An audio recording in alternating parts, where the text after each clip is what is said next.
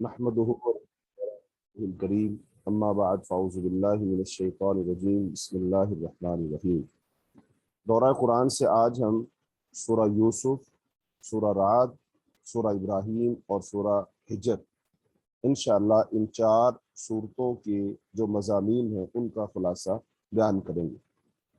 چونکہ بنیادی طور پر چاروں صورتیں ہی مکی ہیں اور مکی صورتوں میں جو چیز بیان کی گئی ہے وہ مشترکہ ایک ہی مضمون ہے، لیکن مختلف انداز سے مختلف مثالیں دے کر مختلف قوموں کا تذکرہ کر کے اللہ تعالیٰ نے وہ چند باتیں ہی سمجھائی، جن میں سے نمبر ایک اللہ تعالیٰ کی توحید ہے، نمبر دو رسول اللہ صلی اللہ علیہ وسلم کی رسالت ہے، نمبر تین وہ لوگ جو اللہ کی توحید اور رسول کی رسالت پر ایمان لے آتے ہیں وہ کامیاب ہو جاتے ہیں، اور نمبر چار جو لوگ جانتے بوجھتے آیات اور دلائل کے واضح ہو جانے کے بعد، حق کے واضح ہو جانے کے بعد بھی وہ ضد اور ہٹ دھرمی اور حسد اور بغض کی بنا پر رسول کی رسالت کو، اللہ کی توحید کو نہیں مانتے ہیں، تو پھر کیسے تباہ و برباد ہوتے ہیں۔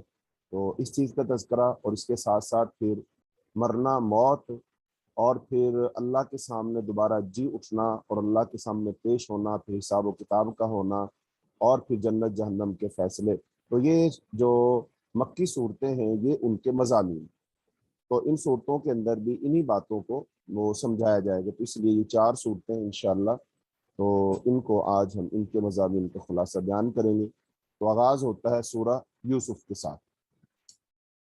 تو سورہ یوسف اگر اس کے مرکزی جہاں تک اس کے زمانہ نزول کا اور پس منظر کی بات کریں تو یہ بھی نبی صلی اللہ علیہ وسلم کا جو مکی دور ہے نا، آخری جو اس کے سال ہیں، یعنی کہ آپ کہہ لیجئے تقریباً 12 اور 13 یا 11 12 13، تو ان ادوار میں، ان سالوں میں ہی یہ، بلکہ چاروں صورتیں ہی ان کا زمانہ نزول یہی ہے، یعنی کہ آپ صلی اللہ علیہ وسلم کا جو مکی دور ہے وہ 13 سال ہے نا، تو 13 سال میں سے آپ لگا لیجئے، یعنی کہ آخری جو 3 سال ہے 11 12 اور 13، تو ان سالوں میں یہ صورتیں نازل ہوئی ہیں، اور ان سالوں کے اندر جو مشرکین مکہ کا آپ صلی اللہ علیہ وسلم کے ساتھ رویہ تھا تو وہ بھی کافی وہ تشویشناک تھا، بلکہ انہوں نے ان ادوار میں آپ صلی اللہ علیہ وسلم کے خلاف کافی اقدام کیے، حتیٰ کہ آپ پر بہت سختیاں کی، آپ سے مقابلہ کیا، اور آپ کو قتل کرنا اور پھر نکالنا اور قید کرنا اور اس طرح کی ساری چیزیں وہ اس میں پیش آ رہی تھی۔ اور ظاہری بات ہے قرآن پاک تو دلوں کو مضبوط کرتا ہے نا، قرآن پاک دلوں کو سکون بھی دیتا ہے، مضبوط بھی کرتا ہے، اس کے اندر ہدایت بھی ہے، رہنمائی بھی ہے۔ تو اللہ تعالیٰ نے پچھلی اقوام کے احوال بیان کر کے رسول اللہ صلی اللہ علیہ وسلم کو بذات خود اور آپ کے جو صحابہ ہیں ان کو تسلی دی ہے کہ تمہارے ساتھ کوئی عجیب کام نہیں ہو رہا۔ اس سے پہلے بھی جن لوگوں نے اللہ تعالیٰ کی توحید کو اپنایا، رسول کی رسالت کو مانا، تو پورا معاشرہ، پورا سماج جو ہے ان کے خلاف ہو گیا، اور ان کو پھر انہوں نے تکلیفیں دی ہیں، مارا پیٹا بھی ہے، ان کو نکالا بھی ہے، شہید بھی کیا ہے، یہ سارا کچھ اس سے قبل بھی ہوتا آیا ہے۔ لہذا جو لوگ اس سب کے باوجود رسول کے ساتھ کھڑے رہے، انہوں نے ثابت قدمی کا مظاہرہ کیا اور وہ اپنے نظریے اور عقیدے سے پیچھے نہیں ہٹے، بالآخر کامیابی ان کو ہی ملی، کامیابی نے قدم ان کے ہی چومے، اللہ تعالیٰ نے انہی کو سربلند کیا، اور ان کے مد مقابل جو لوگ تھے بالآخر وہ سب کچھ ہونے کے باوجود وہ ناکام اور نامراد ٹھہرے۔ تو سورہ جو یوسف ہے، تو سورہ یوسف قرآن پاک کی وہ واحد صورت ہے جس میں حضرت یوسف علیہ السلام اور رسول اللہ صلی اللہ علیہ وسلم کی زندگی میں بہت زیادہ مشابہت، مماثلت پائی جاتی ہے، کہ نبی صلی اللہ علیہ وسلم اور حضرت یوسف علیہ السلام کی زندگی میں مماثلت ہے، سیم ٹو سیم ہے دونوں کی دونوں، کہ آپ صلی اللہ علیہ وسلم مکہ جب حضرت یوسف علیہ السلام پیدا ہوئے تو آپ کے بھائیوں نے آپ سے حسد کیا، اور پھر انہوں نے آپ کو دشمنی کر لی، پھر کنویں میں پھینک دیا، نکال دیا، پھر آپ چلے گئے مصر پہنچ گئے، مصر میں پھر مختلف جو حالات پیش آئے، اور ادھر حضرت یوسف علیہ السلام کے والد محترم بہت زیادہ پریشان ہیں، تو بالآخر وہ قحط کا زمانہ آتا ہے اور پھر اللہ سرخرو کرتا ہے، پھر یوسف علیہ السلام کو جیل میں ڈالا جاتا ہے وہاں پر، اور پھر وہاں سے نکل کر کے پھر آپ کو منصب ملتا ہے، یہ سارے واقعات۔ تو نبی صلی اللہ علیہ وسلم کی زندگی اس سے بہت مشابہت رکھتی ہے۔ مکہ میں آپ پیدا ہوئے، پیدا ہونے کے بعد جب تک نبوت کا اعلان نہیں کیا اس وقت تک تو کام ٹھیک ہے۔ اس کے بعد مکے والے جو آپ کے بھائی بند ہی تھے، قریشی ہاشمی ہی تھے، انہوں نے آپ پر بڑا ظلم کیا، آپ کو بہت ستایا، بہت تکلیفیں دی۔ بالآخر آپ کو بھی 3 سال کے لیے شیب ابی طالب میں انہوں نے محصور کر دیا، پھر آپ کو قتل کرنے کی کوشش کی، اور پھر آپ نے وہاں سے ہجرت کی، پھر آپ مدینہ منورہ پہنچے۔ مدینہ منورہ پہنچ کر پھر ایسی اللہ پاک نے آپ کو عزت دی، غلبہ دیا، اور بالآخر جو تقریباً 8 سال لگے، پھر آپ واپس آئے، پھر مکہ المکرمہ کو آپ نے فتح کیا، اور پھر وہ سارے کے سارے لوگ آپ کے سامنے کھڑے تھے گردنیں جھکا کر، اور پھر آپ نے حضرت یوسف علیہ السلام کی طرح اعلان کیا کہ جاؤ میں تمہیں بھی ویسے ہی معاف کرتا ہوں جیسے حضرت یوسف علیہ السلام نے اپنے بھائیوں کو معاف کر دیا تھا۔ اس کے اندر، اس کا مطلب اس کے اندر کافی مشابہت پائی جاتی ہے۔ اور پھر آپ صلی اللہ علیہ وسلم نے بھی دعوت دی توحید کی، اور یوسف علیہ السلام نے بھی دعوت دی توحید کی، تو لہذا اس صورت کو اللہ پاک نے اسی لیے نازل فرمایا کہ اس کے اندر مسلمانوں کے لیے بہت زیادہ تسلی اور تشفی ہے، اس کے اندر بڑی خوشخبریاں اور بشارتیں ہیں کہ گھبراؤ نہیں، جیسے یوسف علیہ السلام سب کچھ کے باوجود بالآخر وہ غالب رہے، تو تم بھی بالآخر غالب رہو گے۔ تو آغاز ہوتا ہے بسم اللہ الرحمن الرحیم۔ الف لام را تلک آیات الکتاب المبین انا انزلناہ قرآنا عربیا لعلکم تعقلون نحن نقص عليك احسن القصص بما اوحینا الیک هذا القرآن وان كنت من قبله لمن الغافلین۔ الف لام، الف لام را یہ حروف مقطعات ہیں، ان کا معنی مفہوم اللہ ہی بہتر جانتا ہے، واللہ اعلم بمراد۔ یہ واضح کتاب کی آیات ہیں، بے شک ہم نے اسے عربی قرآن نازل کیا تاکہ تم سمجھو۔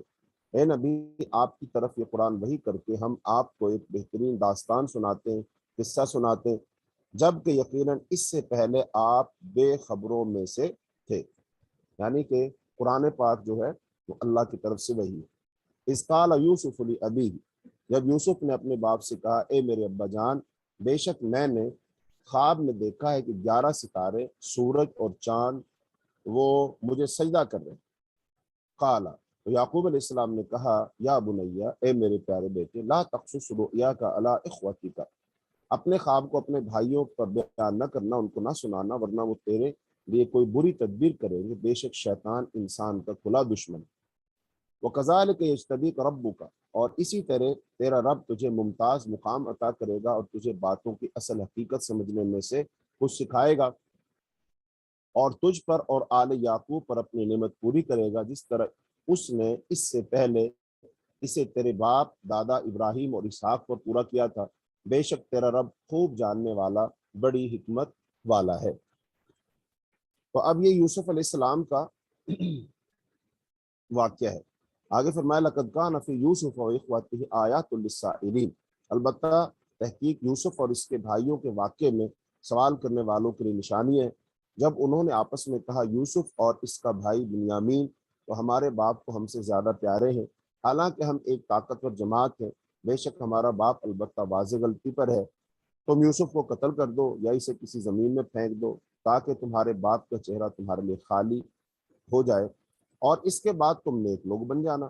ان میں سے ایک کہنے والے نے کہا تم یوسف کو قتل نہ کرو اور تم اسے کنویں کی گہرائی میں ڈال دو تاکہ اسے کوئی مسافر اٹھا لے جائے، اگر تم کچھ کرنے ہی والے ہو تو ایسا کچھ کر لو۔ قالوا یا ابانا، انہوں نے کہا اے ہمارے ابا جان، آپ کو کیا ہے کہ آپ ہم پر یوسف کی بابت اعتبار نہیں کرتے، حالانکہ یقیناً ہم اس کے خیر خواہ ہیں۔ آپ کل اسے ہمارے ساتھ بھیجیں کہ خوب کھائے پیے اور کھیلے کودے، ہم یقیناً اس کے محافظ ہیں۔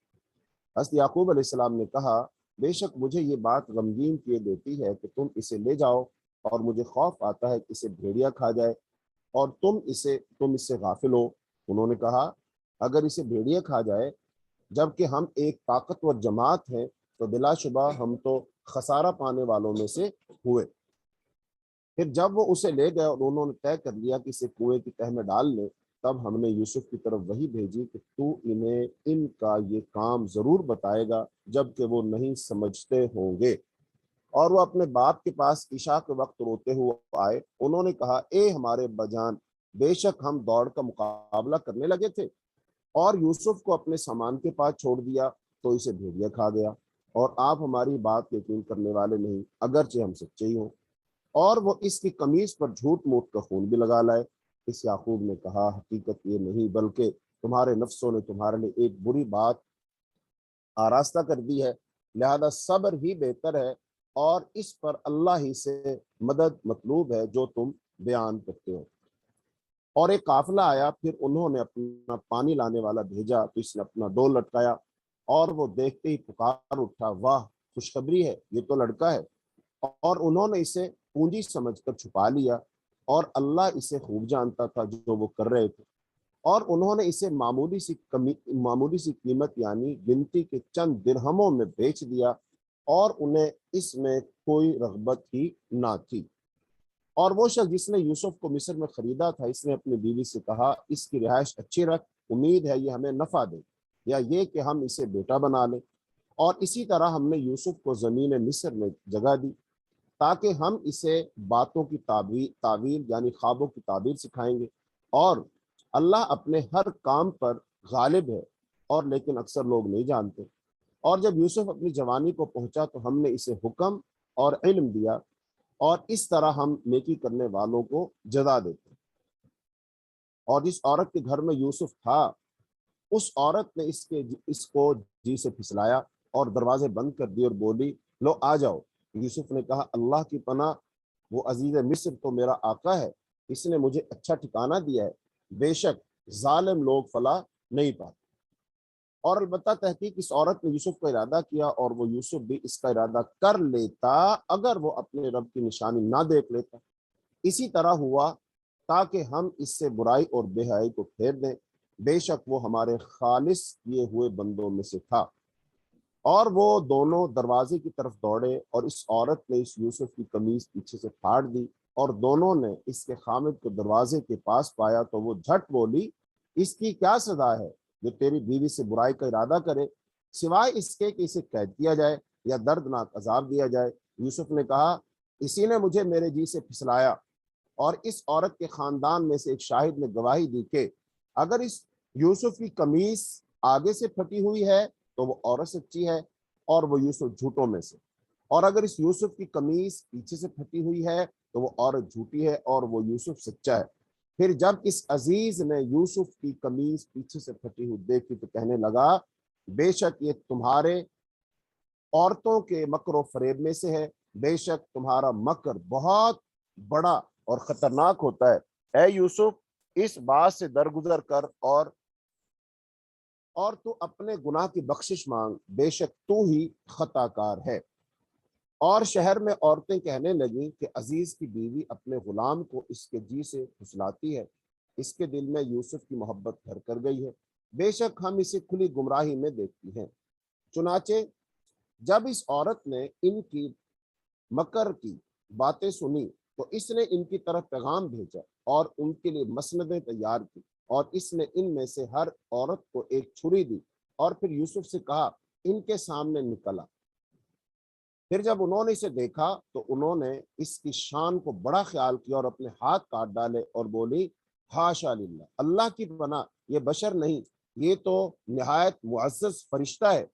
اس نے کہا، یہی تو ہے وہ شخص جس کے بارے میں تم مجھے ملامت کرتی تھی، اور البتہ تحقیق میں نے اسے اس کے جی سے پھسلایا تھا، لیکن اس نے خود کو بچا لیا، اور اگر اس نے وہ نہ کیا جو میں اس کو حکم دیتی ہوں تو اسے ضرور قید کیا جائے گا، اور یقیناً وہ بے عزت ہونے والوں میں سے ہوگا۔ یوسف نے کہا، اے میرے رب، مجھے قید خانہ اس سے زیادہ پسند ہے جس کی طرف وہ عورتیں مجھے بلاتی ہیں، اور اگر تو نے ان کا مکر مجھ سے دور نہ کیا تو میں ان کی طرف مائل ہو جاؤں گا، اور میں جاہلوں میں سے ہوں گا۔ چنانچہ اس کے رب نے اس کی دعا قبول کر لی، پھر اس نے اس سے ان عورتوں کا مکر دور کر دیا، بے شک وہی خوب سننے والا، خوب جاننے والا ہے۔ تو یہ یوسف علیہ السلام کا جو واقعہ ہے اللہ تعالیٰ نے بیان کیا ہے۔ تو اب سورہ یوسف کو 3 حصوں میں تقسیم کیا جا سکتا ہے۔ پہلا حصہ آیت نمبر 1 اور 2 پر مشتمل ہوگا، جس میں نزول قرآن کا مقصد وہ بیان کیا گیا، اور وہ کیا؟ تعقل، یعنی عقل حاصل کرنا، عقل کرنا، اور عقل سے قرآن پاک کی آیات میں غور و فکر کرنا اور قرآن کے اندر جو ہدایت ہے، اللہ پاک نے جو ہدایت رکھی ہے اس کو سمجھنا اور اس سے رہنمائی لے کر زندگی گزارنا۔ تو ابتدائی 2 آیات تمہیدی ہیں جن میں مطالبہ کیا گیا ہے عربی زبان میں نازل کیے گئے قرآن پر غور و فکر کیا جائے اور سورہ یوسف میں بیان کردہ سچے قصے سے عبرت حاصل کی جائے، جس قصے کو قرآن نے احسن القصص کا نام دیا ہے، یعنی کہ یہ قصوں میں سے سب سے اچھا قصہ ہے یہ، لہذا اس قصے کے اندر بڑی عبرت ہے، بڑی رہنمائی اس کے اندر موجود۔ اب اس کے بعد جو حضرت یوسف علیہ السلام کا قصہ ہے وہ آیت نمبر 3 سے لے کر آیت نمبر 101 تک تفصیل کے ساتھ اس کو بیان کیا گیا۔ تو اس کو بھی اگر حضرت یوسف علیہ السلام کے قصے کو مزید اس کی تقسیم کر لیں کہ 10 پیراگراف میں 10 حصوں میں بانٹ لیں تو بات سمجھنا آسان ہو جائے گی۔ پہلا جو حصہ ہے وہ ہے آیت نمبر 3 سے 20 تک۔ تو اس میں حضرت یوسف کے خواب اور ان کے بھائیوں کی سازش کا ذکر ہے۔ حضرت یوسف نے خواب دیکھا کہ چاند، سورج اور 11 ستارے انہیں سجدہ کر رہے۔ انہوں نے یہ خواب اپنے والد کو سنایا۔ والد نے خواب سن کر کے نصیحت کی کہ اس کا تذکرہ اپنے بھائیوں سے نہ کرنا۔ حضرت یوسف کے بھائی ان سے حسد کرتے تھے، اور یقیناً باپ جو ہوتا ہے وہ اپنی اولاد کو خوب جانتا ہوتا ہے، اس لیے حضرت یوسف علیہ السلام کی طبیعت کیا تھی اور باقی یعقوب علیہ السلام کے بیٹوں کی طبیعت کیا تھی وہ اس کو خوب سمجھتے تھے، اسی لیے انہوں نے نصیحت کی کہ یہ خواب تم اپنے بھائیوں کو نہ سنانا، وہ تم سے حسد کرتے ہیں۔ انہوں نے حضرت یوسف کو بہانے سے جنگل لے جا کر ایک اندھے کنویں میں پھینک دیا اور والد کے پاس سے خون لگی قمیص لے کر آئے اور کہا یوسف کو بھیڑیے نے کھا لیا۔ حضرت یعقوب نے صبر جمیل کا مظاہرہ کیا۔ ایک تجارتی قافلہ حضرت یوسف کو فلسطین سے مصر لے گیا اور وہاں انہیں فروخت کر دیا۔ اچھا، اب یہاں پر ہی دیکھیے حضرت یعقوب علیہ السلام نبی۔ اچھا، اب نبیوں کے بارے میں عام طور پر لوگ کیا سمجھتے ہیں کہ نبیوں کے پاس تو غیب کا علم ہوتا ہے، لیکن یہ بات درست نہیں، عقیدہ درست نہیں ہے۔ اب جب یہ عقیدہ درست نہیں ہے تو ظاہری بات ہے اس کی دلیلیں قرآن کے اندر موجود ہیں کہ حضرت یوسف علیہ السلام کو ان کے بھائیوں نے پہلے تدبیر کی، منصوبہ بنایا کہ ہم کنویں میں پھینکیں گے، لیکن حضرت یعقوب علیہ السلام پھر بھی ان کو بھیج رہے ہیں۔ اس کا مطلب حضرت یعقوب علیہ السلام اگر جان بوجھ کر حضرت یوسف کو بھیج رہے ہیں تو اس کا مطلب وہ جان بوجھ کر چاہتے تھے اس کو کنویں میں پھینک دیں۔ اگر وہ غیب جانتے تھے، اور اگر ہم یہ کہیں کہ جو صحیح عقیدہ ہے کہ حضرت یعقوب علیہ السلام غیب نہیں جانتے تھے، تو اس کا مطلب ٹھیک ہے پھر ان کو پتہ ہی نہیں تھا، ایک بات۔ اچھا، دوسری بات اس سے پتہ چلتا ہے وہ غیب نہیں جانتے۔ حضرت یعقوب علیہ السلام گھر ہیں اور ان کے بیٹے حضرت یوسف علیہ السلام کو کنویں میں پھینک آئے ہیں۔ اب حضرت یوسف علیہ السلام کنویں میں ہیں، باپ گھر ہے اور بیٹے گھر پہنچ گئے۔ اچھا، جب وہ اس ساری جھوٹی کہانی بیان کر رہے تو حضرت یعقوب علیہ السلام اگر غیب جانتے ہوتے تو فوراً کہہ دیتے تم جھوٹ بول رہے ہو اور تم تو یوسف کو ابھی کنویں میں پھینک کر آئے ہو، لیکن انہوں نے تو ایسا نہیں کہا۔ انہوں نے کہا ٹھیک، تم جو مجھے کہانی سنا رہا ہو مجھے یہ بات سمجھ تو نہیں آ رہی، لیکن اب میں کیا کر سکتا ہوں، یہ تمہارے نفسوں نے ایک کہانی گھڑ لی ہے اور وہ تم نے مجھے سنا دی تاکہ میں مطمئن ہو جاؤں، لہذا میں صبر کرتا ہوں، اللہ مجھے صبر دے۔ اچھا، دوسری طرف ایک بات تو یہ، اچھا دوسرا اس میں یہ ہے کہ اب حضرت یعقوب علیہ السلام کو تکلیف کیوں دی جا رہی ہے؟ یعقوب علیہ السلام تو اللہ کے پیغمبر ہے، اللہ کے رسول ہے، تو جو اللہ کا نیک ہو، اللہ کا نیک بندہ ہو، تو ظاہری بات ہے اس کو تو دنیا میں کوئی پریشانی تکلیف آنی نہیں چاہیے، جیسا کہ عام لوگوں کا یہ خیال ہوتا ہے۔ عام لوگ یہ سمجھتے ہیں کہ زیادہ تکلیفیں، پریشانیاں، بیماریاں یہ کس کو آتی ہیں؟ یہ تو صرف آتی ہیں جو برے لوگ ہوتے ہیں، نیک لوگوں کو تو نہیں آتی۔ یہ بات درست نہیں ہے۔ بعض دفعہ اللہ رب العالمین صرف کسی کو سزا دینے کے لیے ہی کسی آزمائش میں مبتلا نہیں کرتا، بلکہ بعض دفعہ اس کا امتحان مقصود ہوتا ہے۔ بعض دفعہ اللہ تعالیٰ اس کا درجہ بلند کرنا چاہتے ہیں، اللہ تعالیٰ اس کا امتحان لیتے ہیں، درجہ بلند کرتے ہیں، تو یہ بہت سارے مقاصد ہیں، صرف سزا کے لیے آزمائش نہیں ہوتی۔ وگرنہ انبیاء جو سب سے نیک ہوتے ہیں، اللہ کے پسندیدہ لوگ ہوتے ہیں، لیکن سب سے زیادہ تکلیفیں انبیاء کو آئیں۔ آپ پڑھ کر دیکھ لیں، رسول اللہ صلی اللہ علیہ وسلم کی سیرت پڑھ کر دیکھ لیں، جتنی تکلیفیں آپ کو آئیں ایک عام مسلمان کو اتنی تکلیفیں نہیں آئیں۔ اس کا مطلب اللہ تعالیٰ امتحان لیتا ہے۔ تو یہاں سے وہ لوگ جو مسلمان ہیں، ماشاءاللہ نیک ہیں، نمازی ہیں، پرہیزگار ہیں، رزق حلال کماتے ہیں، کھاتے ہیں، کسی کا برا نہیں سوچتے، بری سوچ نہیں رکھتے ہیں، تو وہ جب ان پر کبھی کوئی پریشانی تکلیف مصیبت آتی ہے وہ پریشان ہو جاتے ہیں، کہتے ہیں میں نے تو کچھ ایسا کام بھی نہیں کیا، میں نے تو یہ بھی نہیں کیا، پھر پتہ نہیں کیوں تکلیفیں ہمیں کیوں آ رہی۔ نہیں بھائی، اللہ تعالیٰ بعض دفعہ انسان کے درجات بلند کرنے کے لیے امتحان لیتا ہے۔ حدیث پاک میں آتا ہے اللہ تعالیٰ ایک بندے کا درجہ بلند، اس کا درجہ مقرر کرتے ہیں کہ میں نے اس کو جنت میں یہ درجہ دینا۔ اچھا، اب اس بندے کی جو کام ہے نا، اگر فرض کر لو وہ جو روٹین میں نماز پڑھ رہا ہے، ذکر اذکار کر رہا ہے، تلاوت کر رہا ہے، تسبیحات پڑھ رہا ہے، صدقہ خیرات کر رہا ہے، اگر ان کا حساب لگایا جائے تو اس بندے کو اتنی نیکیاں ملیں گی، اور جب اس کو اتنی نیکیاں ملیں گی تو اس کا یہ درجہ بنے گا، وہ اس درجے تک پہنچ سکتا ہے۔ لیکن اللہ نے تو اس کا درجہ اسے بہت بلند کیا ہوا ہے، تو بتائیے اب وہاں وہ کیسے جائے گا؟ ہاں، تو اب وہاں وہ اصولی طور پر نہیں جا سکتا چونکہ اس کی نیکیاں کم ہیں، اور اس کی نیکیوں سے فرض کر لیجیے، میں مثال لے رہا ہوں، اس کی نیکیوں سے اس کو درجہ ملے گا زیادہ سے زیادہ 25واں درجہ مل جائے گا، لیکن اللہ نے اس کا درجہ مقرر کیا 50واں۔ اب اللہ تعالیٰ نے اس کو پہنچانا ہے 50ویں درجے پر، لیکن اس کی نیکیاں اتنی نہیں ہے کہ وہ 50ویں درجے تک پہنچ جائے۔ تو اب اللہ پاک کیا کرتے ہیں؟ اللہ پاک اس کا امتحان لیتے، اس کو کسی آزمائش میں ڈالتے، اور وہ بندہ اس آزمائش میں وہ بندہ اس آزمائش میں وہ بندہ اس آزمائش میں کمال صبر کا مظاہرہ کرتا ہے، اور وہ ویسے ہی کرتا ہے جیسے اللہ چاہتے ہیں، اللہ کی پسند کے مطابق چلتا ہے، تو پھر کیا ہوتا ہے؟ اللہ پاک جب اس کو اس امتحان میں پاس کرتے ہیں، پھر اللہ اس کو اتنا اجر دیتے ہیں کہ اللہ اس کو 50ویں درجے تک پہنچا دیتے ہیں۔ اس کا مطلب پھر یہ آزمائش تو آئی، تو آزمائش نے آ کر اس کا درجہ بلند کیا، اس آزمائش نے اس کو فائدہ دیا۔ تو یہ ہے آزمائشوں میں اگر اللہ تعالیٰ ڈال دے تو پھر کیا کرنا چاہیے؟ ہمیں ثابت قدمی کا مظاہرہ کرنا چاہیے۔ تو حضرت یوسف علیہ السلام کو آپ دیکھیں گے کہ اب یوسف علیہ السلام اگر بھائی کے اپنے والد محترم کے پاس رہتے تو پھر ظاہر بات وہ مصر کے تخت پر کیسے بیٹھتے؟ اس کا مطلب ایسا نہیں ہے۔ تو اب اگر یوسف علیہ السلام کو ان کے بھائیوں نے تو سازش کر کے ان کو اپنے باپ سے جدا کیا اور کنویں میں پھینکا، اپنی طرف سے انہوں نے برا کیا، اپنا رستہ صاف کیا، لیکن در حقیقت انہوں نے حضرت یوسف علیہ السلام کا ہی کام کیا، کیونکہ یوسف علیہ السلام اگر اپنے باپ کے پاس رہتے تو کبھی بھی قافلہ ان کو لے کر مصر نہ جاتا۔ اس کا مطلب ان کے بھائیوں نے اٹھایا اور کنویں میں پھینکا، تو اس کا مطلب اب یوسف علیہ السلام کا ایک درجہ وہ اسٹیپ آگے ہو گیا، ایک درجہ آگے ہو گیا کہ وہ مصر جانے کے اسباب پیدا ہو گئے۔ اچھا، اس کا مطلب انہوں نے پھر کام اپنے لحاظ سے اپنے فائدہ کا کیا، لیکن انہوں نے فائدہ پہنچایا یوسف علیہ السلام کو ہی۔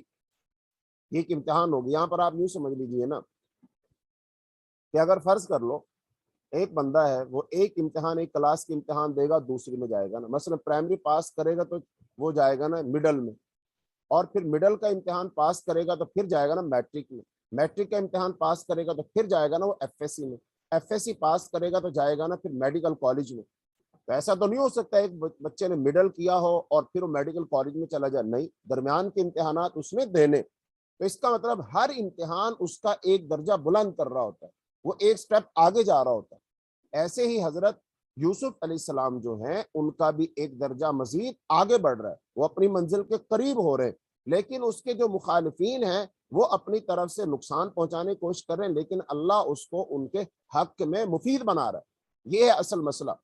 تو اس کا مطلب یہ ہوا کہ ہم پر بھی بعض دفعہ اگر کچھ آزمائشیں آتی ہیں نا تو ہم ان آزمائشوں میں صبر کریں، شکر کریں، اللہ کے سامنے مزید جھکیں، اللہ سے توبہ بھی کریں، استغفار بھی کریں، اور ہم ویسا بننے کی کوشش کریں جیسا اللہ چاہتا ہے، تو اللہ تعالی ہمیں نہ صرف اس مشکل سے نکالے گا بلکہ اللہ تعالی ہمیں ایک بلند مقام اور درجہ بھی عطا فرمائے گا، اللہ تعالی ہمیں اپنے فضل سے نوازے گا۔ تو اس کا مطلب پھر اس مشکل میں، امتحان میں ہمیں صبر کا، ثابت قدمی کا مظاہرہ کرنا چاہیے تاکہ اللہ ہمیں اس کے صلے میں، اللہ ہمیں اس سے اونچا درجہ عطا فرما دے۔ تو اب یہ یوسف علیہ السلام کے سارے واقعے میں آپ کو یہی نظر آئے گا۔ تو حضرت یعقوب علیہ السلام نے ان کو بھیج دیا تو ان کے بھائیوں نے کنویں میں پھینک دیا، تو کنویں میں پھینک کر ایک درجہ بلند۔ اب پھر وہ جب آیا، وہ پانی لینے والا شخص آیا تو اس نے اس کو کنویں سے نکالا، اور نکال کر انہوں نے اپنے قافلے میں رکھا اور مصر لے جا کر بیچ دیا۔ اب ظاہر بات ہے بیچنا ایک اور امتحان تھا، لیکن ایک ہے اس بیچنے والے نے تو ان کے ساتھ ظلم کیا اور فائدہ حاصل کیا، لیکن یہ یوسف علیہ السلام کے لیے اچھا ہوا کہ جب وہ بازار میں چلے گئے تو وہاں سے ان کو خریدا نا عزیز مصر نے، اور عزیز مصر ان کو خرید لے کر گیا نا محل میں۔ اب سوچئے یوسف علیہ السلام اگر اپنے باپ سے جدا نہ ہوتے، کنویں میں نہ پھینکے جاتے، وہاں سے نہ نکالے جاتے، بازار میں نہ بیچے جاتے، تو محل میں پہنچ جاتے؟ کبھی بھی نہ پہنچتے، حالانکہ انہوں نے پہنچنا محل میں ہی تھا۔ تو یہ اس کو سمجھے، اللہ تعالیٰ کی حکمت برابر برابر چل رہی ہے۔ اللہ ایسا نہیں ہے کہ دوسرے لوگ اللہ کے منصوبے پر وہ غالب آ جائیں، نہیں، اللہ کی اپنی تدبیر ہوتی ہے، تو لہذا اللہ کی تدبیر غالب آتی ہے، لیکن اکثر لوگ اس بات کو نہیں سمجھتے۔ واللہ غالب علی امرہ، اللہ اپنے امر کو غالب کرتا ہے، لیکن اکثر لوگ اس بات کو نہیں جانتے۔ لیکن اس نے اپنے امر کو غالب کیسے کرنا، یہ اللہ کی اپنی مرضی۔ بہرحال دوسرا پیراگراف آیت نمبر 21 سے آیت نمبر 35 تک ہے کہ اس میں سرزمین مصر پر حضرت یوسف کی آزمائشوں کا تذکرہ ہے۔ حضرت یوسف مصر پہنچے، انہیں ایک امیر آدمی نے خرید لیا اور گھر لے گیا۔ اس نے اپنی بیوی کو نصیحت کی کہ ان کے ساتھ حسن سلوک کرے۔ حضرت یوسف بہت خوبصورت تھے، امیر کی بیوی ان کی محبت میں گرفتار ہو گئی، چنانچہ اس نے دروازہ بند کر کے انہیں گناہ پر اکسایا۔ پھر پکڑے جانے پر الٹا حضرت یوسف پر الزام لگا دیا، لیکن عورت ہی کے خاندان سے ایک آدمی نے عورت کو ملامت کی۔ عورت نے اپنی سہیلیوں کو بلا کر حضرت یوسف کو دکھایا، عورتیں انہیں دیکھتی ہی رہ گئیں اور انہوں نے اپنے ہاتھ کاٹ لیے۔ با اثر عورت نے حضرت یوسف کو دھمکی دی کہ وہ اس کی بات مانے، یعنی کہ وہ اس کے ساتھ زنا کرے، ورنہ وہ انہیں جیل بھیج دے گی۔ حضرت یوسف بہت ثابت قدم رہے، انہوں نے کہا کہ مجھے قید منظور ہے، لیکن وہ منظور نہیں جس کی طرف یہ عورت مجھے دعوت دے رہی۔ نتیجہ یہی نکلا کہ حضرت یوسف کو اپنی بے گناہی کے باوجود جیل جانا پڑا۔ اچھا، اب یہاں سے یہ بات سمجھیے، اس کا مطلب ہے اس وقت مصر کی جو فضا تھی نا بہت خراب تھی، وہاں پر عورتوں کے ذہن بڑے بگڑے ہوئے تھے۔ اب دیکھیں یہ کتنے بڑے بڑے عہدے داروں کی بیوی ہیں، لیکن سب کی سب اس عشق و محبت کے چکر میں گرفتار ہیں۔ اب وہ جو عزیز مصر کی بیوی ہے جس کو معروف زلیخا کہا جاتا ہے، وہ حضرت یوسف کے عشق میں گرفتار ہو گئی۔ اچھا، باقی عورتوں تک یہ بات جا پہنچی اور انہوں نے اس کو ملامت کرنا شروع کر دیا کہ واہ، یہ کیسی بیوقوف عورت ہے، بتاؤ اپنے آپ پر کنٹرول نہیں کر سکی، اپنے غلام کے ساتھ اس نے آنکھ مٹکا لگانا شروع کر دیا ہے، اس کے عشق میں گرفتار ہو گئی ہے۔ جب جب یہ اس زلیخا نامی عورت نے یہ ان کی باتیں سنی تو اس نے کہا اچھا، میں تمہیں دکھاتی ہوں اصل میں وہ ہے کیسا، جب تم دیکھو گی نا تو تم بھی میری طرح پاگل ہی ہو جاؤ گی۔ تو اس نے پھر وہ محفل بلائی۔ ایک اس کا معنی یہ، دوسرا معنی کیا ہے؟ دوسرا یہ ہے کہ اس نے ان عورتوں کو بلایا اور بلا کر کہا اچھا، میں تو ناکام ہو گئی نا اس سے یہ کام کروانے میں، چلو تم آ جاؤ، تم آزما کر دیکھو بھلا تم اس کو بہکا پھسلا لیتی ہو کہ نہیں پھسلا لیتی ہو۔ تو اس نے بلا کر ایک مجلس لگائی، اس میں تکیے رکھ دی اور ہاتھوں میں چھریاں پکڑا دی۔ یوسف علیہ السلام کو کہا اب تم نکلو۔ جب وہ نکلی تو انہوں نے جو اپنے ہاتھ کاٹے نا، تو ہاتھ کاٹنے کے پیچھے ایک تو یہ ہے نا کہ یوسف علیہ السلام کو دیکھنے میں اتنی مگن ہوئی کہ وہ سیب کاٹتے کاٹتے اپنا ہاتھ کاٹ لیا، انہوں نے اتنی مدہوش تھی پتہ ہی نہیں چلا۔ ایک بات یہ ہے، لیکن دوسری بات کیا ہے اس کے اندر؟ انہوں نے یوسف علیہ السلام کو وہ دھمکی لگائی کہ اگر تم نے ہماری بات نہ مانی تو ہم اپنے آپ کو قتل کر لیں گے، اپنے ہاتھ کاٹ لیں گے، اور لہٰذا جب ہم سب اپنے آپ کو قتل کریں گی تو قتل کا الزام لگے گا تم پر، اور پھر تمہیں سخت سے سخت سزا دی جائے گی۔ یعنی کہ یہ ان کو بلیک میل کیا گیا نا، لیکن یوسف علیہ السلام ان کے اس دام فریب سے نکل گئے۔ تو اس سے پتہ چلا کہ اس وقت مصر کے جو خاص طور پر بڑے بڑے منصبوں پر فائز لوگ تھے، ان کی بیویوں کے مزاج انتہائی شرمناک تھے اور بگڑے ہوئے تھے، وہ اخلاق باختہ ہو چکی تھی۔ تیسرے پیراگراف میں آیت نمبر 36 سے 42 میں حضرت یوسف کی جیل میں جو انہوں نے توحید کی دعوت دی ہے تو اس کا تذکرہ ہے کہ جیل میں حضرت یوسف کو 2 اور قیدیوں کی رفاقت نصیب ہوئی۔ انہوں نے ایک خواب دیکھا اور حضرت یوسف سے تعبیر پوچھے تو یوسف نے انہیں عقیدہ توحید کی دعوت دی، خواب کی تعبیر بیان کی۔ ان میں سے ایک آدمی جیل سے چھوٹ گیا۔ اس سے حضرت یوسف نے کہا تم میرا ذکر بادشاہ سے کرنا، اس کے پاس تم جا کر ملازمت کرو گے۔ تو پھر اس کے بعد چوتھا پیراگراف میں آیت نمبر 43 سے 57 میں بادشاہ مصر کے خواب اور خزائن مصر پر حضرت یوسف جیسی صالح قیادت کی تعیناتی کا بیان ہے۔ بادشاہ نے خواب دیکھا، اہل دربار سے تعبیر پوچھی۔ اس وقت ملازم کو یاد آیا کہ خوابوں کی تعبیر بہترین حضرت یوسف بتا سکتے ہیں، یعنی کہ بادشاہ کے خواب کی تعبیر جب کوئی بھی نہ بتا سکا تو پھر اس ملازم نے ایک دن کہا، ہو خواب بتانے والا شخص تو جیل میں، اس سے پوچھو وہ آپ کے خواب کی تعبیر بتا سکتا ہے۔ تو حضرت یوسف علیہ السلام کے پاس وہ گئے تو انہوں نے تعبیر بتائی، بادشاہ بہت خوش ہوا، اس نے فیصلہ کیا کہ انہیں معاون بنا لے۔ حضرت یوسف نے جیل سے اس وقت تک نکلنے سے انکار کر دیا جب تک ان پر لگائے گئے جھوٹے الزام سے برات نہیں ہو جاتی۔ تو یوسف علیہ السلام نے کہا میں جیل سے نہیں نکلوں گا، پہلے وہ عورتوں والا معاملہ کیا تھا وہ کلیئر ہونا چاہیے کہ وہ کیا معاملہ۔ تو پھر اس عزیز مصر نے اپنی بیوی سے کہا کہ اب تو معاملہ بالکل واضح ہو چکا ہے، اب تم بتاؤ کہ حق بات کیا تھی۔ تو پھر اس نے اس بات کی اقرار کیا کہ یوسف بالکل پاک دامن ہے، اس نے کوئی ایسی حرکت نہیں کی تھی، تو یہ سارا کچھ ہمارا کیا دھرا تھا، تو لہٰذا بات بالکل کلیئر ہو گئی۔ یہاں پر رسول اللہ صلی اللہ علیہ وسلم نے ارشاد فرمایا کہ یوسف علیہ السلام نے جب ان سے کہا گیا نکل آؤ تو انہوں نے نکلنے سے انکار کر دیا، حالانکہ تقریباً وہ 9 سال کے قریب جیل میں رہے تھے۔ تو 9 سال کے بعد اگر کسی کو رہائی نصیب ہو تو وہ تو فوراً جیل سے نکلنا چاہے گا، لیکن یوسف علیہ السلام نے کہا نہیں، میں نہیں نکلوں گا، بلکہ جب تک میرے دامن پر جو داغ لگا ہے وہ دھل نہیں جاتا اس وقت تک میں نہیں نکلوں گا۔ تو اس وقت پھر نبی صلی اللہ علیہ وسلم فرمایا کہ اگر میں ہوتا تو میں فوراً نکل آتا۔ تو بہرحال یوسف علیہ السلام نے کمال صبر کا مظاہرہ کیا، تو اس میں اس چیز کا تذکرہ، پھر وہ وہاں سے نکلے اور پھر اللہ پاک نے ان کو حکمران بنا دیا۔ تو اب اس کے بعد آیت نمبر 58 سے 68 میں جو یوسف علیہ السلام کے بھائی تھے، چونکہ خواب میں تذکرہ تھا نا پہلے جو 7 سال آئیں گے بڑے خوشحال ہوں گے، اور پھر اس کے بعد قحط کا زمانہ آ جائے گا، لہذا جو ان 7 سالوں میں فصلیں ہوں ان فصلوں کو اچھے طریقے سے محفوظ کرنا تاکہ وہ قحط کے زمانے میں وہ کام آ جائیں۔ تو اس کے لیے پھر یوسف علیہ السلام کو ہی مقرر کر دیا گیا، کیونکہ وہ اس بارے میں اچھا علم رکھتے تھے۔ تو پھر جب قحط پڑ گیا تو پھر سارے کے سارے لوگ دائیں بائیں سے مصر آنے لگے، تو پھر یوسف علیہ السلام کے بھائی بھی مصر میں پہلی دفعہ آئے۔ حضرت یوسف کا بنیامین کو فلسطین سے مصر لے کر آنے کا مطالبہ، تو فلسطین میں قحط پڑا، برادران یوسف پہلی مرتبہ مصر آئے، بادشاہ سے غلہ مانگا، حضرت یوسف نے انہیں پہچان لیا لیکن وہ انہیں نہ پہچان سکے۔ حضرت یوسف نے ان کے ساتھ احسان کیا اور کہا اگلی دفعہ اپنے ساتھ اپنے بھائی بنیامین کو بھی لے آنا۔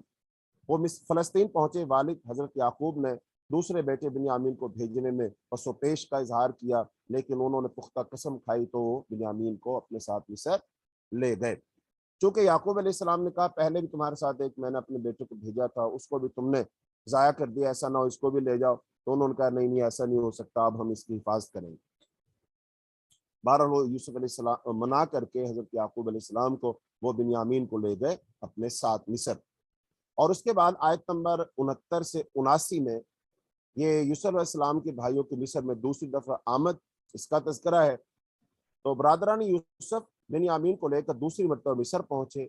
ایک تدبیر کے ذریعے حضرت یوسف نے اپنے سگے بھائی بنیامین کو روک لیا، اور پھر اگلے پیراگراف میں ہے کہ بنیامین کو روک لیے جانے پر بڑے بھائی کی غیرت اور یعقوب کے ساتھ جو وعدہ کیا گیا تھا تو وہ انہیں یاد آیا۔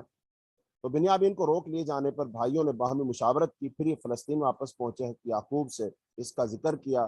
دوسرے بیٹے سے محرومی کے بعد اس یعقوب نے صبر جمیل کا مظاہرہ کیا۔ انہیں حضرت یوسف سے بہت محبت تھی لیکن اللہ تعالیٰ پر کامل توکل کیا کرتے تھے۔ بیٹوں کو حکم دیا کہ مصر جا کر انہیں تلاش کریں۔ تو پھر یوسف علیہ السلام کے بھائی تیسری مرتبہ مصر پہنچے ہیں، یوسف سے احسان کے طالب ہوئے۔ اس مرتبہ یوسف نے حقیقت بتا دی اور اپنے آپ کو ظاہر کر دیا، بھائیوں نے پھر معافی مانگی۔ تو پھر حضرت یوسف علیہ السلام کی قمیص کے معجزے اور حضرت یعقوب سے استغفار کا بیان۔ حضرت یوسف نے اپنی قمیص بھائیوں کو دی کہ اسے والد محترم کے چہرے پر ڈالا جائے، موجانہ طور پر ان کی بینائی واپس لوٹ آئے گی۔ قافلہ مصر سے فلسطین کی طرف روانہ ہوا۔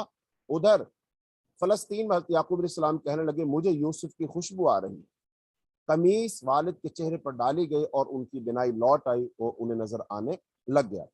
تو برادران یوسف نے اپنے والد سے معافی مانگی کہ انہوں نے حضرت یوسف کو ایک خشک کنویں میں پھینک دیا تھا۔ والد نے ان سب کی مغفرت کی اللہ سے دعا کی، پھر تمام بھائی اپنے والد، اپنی والدہ اور اپنی بیوی بچوں سمیت وہ مستقل طور پر ہجرت کر کے مصر منتقل ہو گئے۔ حضرت یوسف نے والد والدہ کو جب وہاں پر پہنچے تو اپنے تخت پر بٹھایا، باقی بھائی مطیع و فرمانبردار ہو گئے، اور اس موقع پر حضرت یوسف نے کہا یہ میرے اس خواب کی تعبیر ہے۔ چونکہ اس وقت کے رواج کے مطابق جو بادشاہ کے دربار میں پہنچتا تھا وہ بادشاہ کو سجدہ کرتا تھا، تو اس وقت ان سب نے سجدہ کیا۔ تو اس خواب میں کیا دیکھا تھا کہ سورج چاند اور 11 ستارے مجھے سجدہ کر رہے ہیں. تو حضرت یعقوب علیہ السلام نے، ان کی بیوی نے اور ان کے 11 بھائیوں نے وہاں پر سجدہ کیا. تو اس وقت حضرت یوسف علیہ السلام نے اپنے والد محترم حضرت یعقوب سے کہا یہ ہے میرے خواب کی تعبیر کہ چاند سورج اور 11 ستارے مجھے سجدہ کر رہے ہیں. اس موقع پر حضرت یوسف نے اللہ کا شکر ادا کرتے ہوئے دعا کی. اسی نے انہیں بادشاہ سے نوازا ہے، خوابوں کی تعبیر کے لیے عطا فرمایا. اللہ تعالی دنیا اور آخرت میں ان کا ولی اور سرپرست ہے. مجھے زندگی کی حالت میں موت دینا، مجھے بندگی کی حالت میں موت دینا. یہ یوسف علیہ السلام نے اللہ سے دعا کی، اے اللہ میں تیری بندگی، تیرا غلام، تیری فرما برداری میں ہوں تو مجھے موت دینا اور نیک لوگوں میں شامل کرنا. تو یہ حضرت یوسف علیہ السلام کا واقعہ. اب اس واقعہ کو سنایا کس کو جا رہا ہے؟ مشرکین مکہ کو سنایا جا رہا ہے. تو مشرکین مکہ پر اب اس کا بظاہر تو اثر ہونا چاہیے تھا کہ وہ تسلیم کر لیتے کہ دیکھو حضرت یوسف علیہ السلام کے بھائیوں نے اپنے بھائی سے جو بھی چاہے برا سلوک کیا، لیکن حضرت یوسف علیہ السلام کو اللہ نے کامیاب سے کامیاب ترین شخص بنا دیا، اور بالآخر حسد کرنے والے ان کا سر نیچا ہوا، اور جو اللہ کا بندہ تھا اس کو اللہ نے اونچا کر دیا. تو یہاں پر بھی حضرت محمد صلی اللہ علیہ وسلم کے ساتھ جو تم سلوک کر رہے ہو، اس سے نتیجہ خود بخود تم سمجھ سکتے ہو. تو آخری پیراگراف میں آیت نمبر 102 سے آیت نمبر 111 تک اس میں فرمایا کہ مشرکین مکہ اور اقوام عالم سے مطالبہ کیا گیا کہ وہ حضرت یوسف کے قصے سے عبرت و نصیحت حاصل کریں. قریش کو ناگہانی عذاب کی دھمکی دی گئی. مشرکین مکہ کا رسول اللہ صلی اللہ علیہ وسلم اور صحابہ کے ساتھ سلوک بالکل اسی طرح کا تھا جس طرح برادران یوسف کا حضرت یوسف کے ساتھ تھا. آپ صلی اللہ علیہ وسلم کو بھی شیب ابی طالب میں 3 سال کے انہوں نے محصور کر دیا تھا. رسول اللہ صلی اللہ علیہ وسلم کو ہدایت کی گئی کہ وہ بھی حضرت یوسف کی طرح دعوت توحید کا کام وہ جاری رکھیں. مشرکین پر یہ بات واضح کی گئی کہ ماضی کے تمام پیغمبر بھی انسان ہی ہوئے ہیں، اس لیے انہیں محمد صلی اللہ علیہ وسلم کو انسان ہونے کے باوجود رسول تسلیم کر لینا چاہیے، اور غور و فکر سے کام لے کر یعنی عقل مند بن کر قرآن پر ایمان لانا چاہیے جو اہل ایمان کے لیے ہدایت اور رحمت ہے. تو گویا کہ سورہ سورہ یوسف کا جو مرکزی مضمون ہے وہ کیا ہے؟ رسول اللہ صلی اللہ علیہ وسلم کو فتح مکہ اور کامل اقتدار و غلبہ اسلام کی بشارت دی گئی، اور قریش مکہ برادران یوسف کی طرح ایک دن رسول اللہ صلی اللہ علیہ وسلم کے رحم و کرم پر ہوں گے. عقل مندوں کو تاریخ سے عبرت حاصل کرتے ہوئے رسول اللہ صلی اللہ علیہ وسلم کی دعوت اللہ علی بصیرت کو قبول کر لینا چاہیے. تو اس صورت سے یہ ساری باتیں واضح ہوتی ہیں. آگے سورہ رات، یہ بھی مکی صورت ہے اور اس کی 43 آیات ہے، اور اس کا بھی جو مرکزی مضمون ہے وہ کیا ہے؟ رسول اللہ صلی اللہ علیہ وسلم اور قرآن کی دعوت توحید اور آخرت. رسول اللہ صلی اللہ علیہ وسلم کی دعوت توحید و آخرت کو تسلیم کرنے والے عقل مند ہیں، اور منکرین توحید و آخرت سازشی بھی ہیں اور بے وقوف بھی. یہ حق و باطل کی کشمکش ہے، دونوں کا کردار بھی مختلف ہے اور انجام بھی مختلف ہے. تو لہٰذا اس صورت کا زمانہ نزول بھی وہی ہے کہ نبی صلی اللہ علیہ وسلم کی جو آخری مکہ مکرمہ میں سال یعنی 12 نبوی میں یہ صورت نازل ہوئی، جب رسول اللہ صلی اللہ علیہ وسلم کے خلاف بڑی چالیں چلی جا رہی تھیں، مکر سے کام لیا جا رہا تھا، اور مشرکین مکہ اپنے شرک اور انکار رسالت اور انکار آخرت کے عقیدے پر سختی سے عامل تھے. حق و باطل کی کشمکش عروج پر تھی. بعض علماء نے اسے مدنی صورت قرار دیا، لیکن یہ درست نہیں ہے، یہ خالصتاً ایک مکی صورت ہے.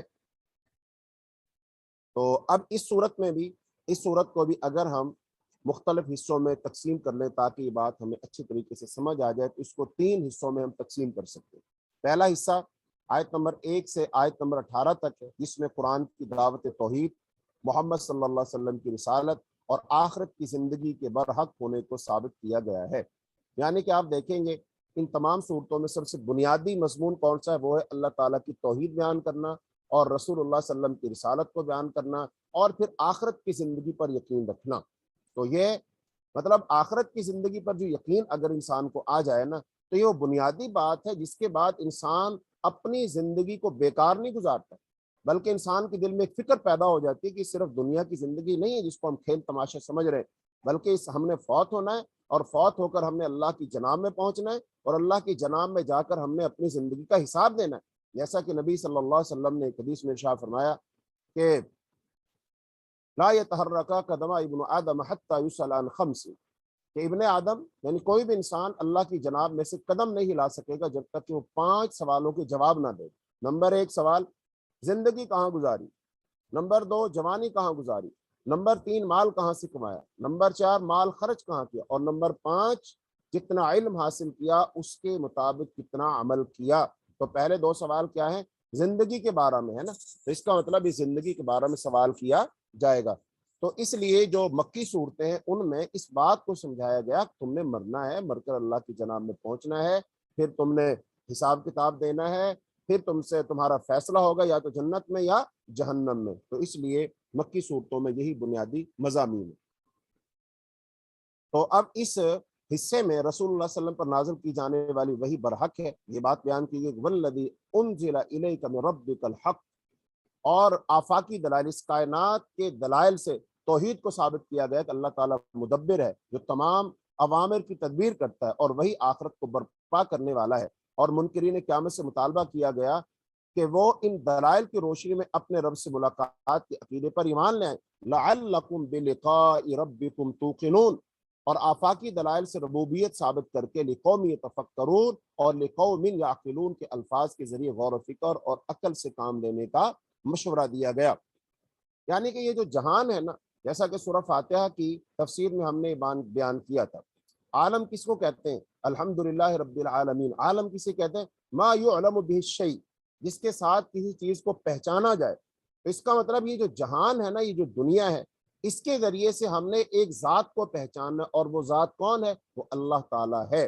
اس لیے اللہ تعالیٰ نے کبھی آسمان پر غور کرنے کا حکم دیا، کبھی سورج چاند، کبھی دن رات، کبھی زمین اور زمین سے نکلنے والے یہ پھل پھول پودے، اور کبھی جناب دریا اور جناب آبشارے پرندے، اور یہ ساری چیزیں ان پر غور و فکر کرنے کا اللہ نے حکم دیا۔ کیوں؟ کہ جب بھی کسی چیز کو دیکھو گے تو اس کے بنانے والے کا تصور تمہارے ذہن میں ضرور آئے گا۔ جیسے کہ انسان کسی بہت بڑی عمارت کو دیکھتا ہے تو عمارت بنانے والے کا تصور ذہن میں آتا ہے، انسان گھڑی کو دیکھتا ہے تو گھڑی ساز کا تصور انسان کے ذہن میں آتا ہے۔ تو جب انسان اس کائنات کو دیکھے گا اور اس پر غور و فکر کرے گا، تدبر اور تفکر اور تعقل سے کام لے گا، تو یقیناً اس کے بنانے والے کی طرف اس کا دھیان جائے گا، اور یقیناً وہ اس کو پہچان لے گا۔ اور یہی اللہ تعالیٰ کی معرفت ہے، اور اللہ تعالیٰ کی معرفت جس شخص نے حاصل کر لی، اس نے گویا کہ اپنی تخلیق کا مقصد پورا کر دیا، اور وہ شخص کامیاب ہو جائے گا۔ لہٰذا منکرین آخرت، مشرکین کا استدلال تھا کہ جب ہم مٹی ہو جائیں گے تو پھر نئے سرے سے کیسے پیدا کی جا سکتے ہیں۔ انہیں بتایا گیا کہ انہوں نے اپنے پالنے والے رب کی طاقت کا انکار کیا، کیونکہ ان کی گردنوں میں آبا پرستی اور تقلید کے پھندے ہیں۔ تو انہوں نے کہا اَإِذَا كُنَّا تُرَابًا أَإِنَّا لَفِي خَلْقٍ جَدِيدٍ أُولَٰئِكَ الَّذِينَ كَفَرُوا بِرَبِّهِمْ وَأُولَٰئِكَ الْأَغْلَالُ فِي أَعْنَاقِهِمْ۔ تو حصی معجزات کے مطالبے پر، یعنی وہ مطالبات جن کو اپنی آنکھوں سے دیکھ سکے، انہیں بتایا گیا کہ ان گستاخیوں کے باوجود اللہ تعالیٰ ذو مغفرت، بخشنے والا، لیکن وہ شدید العقاب بھی ہے۔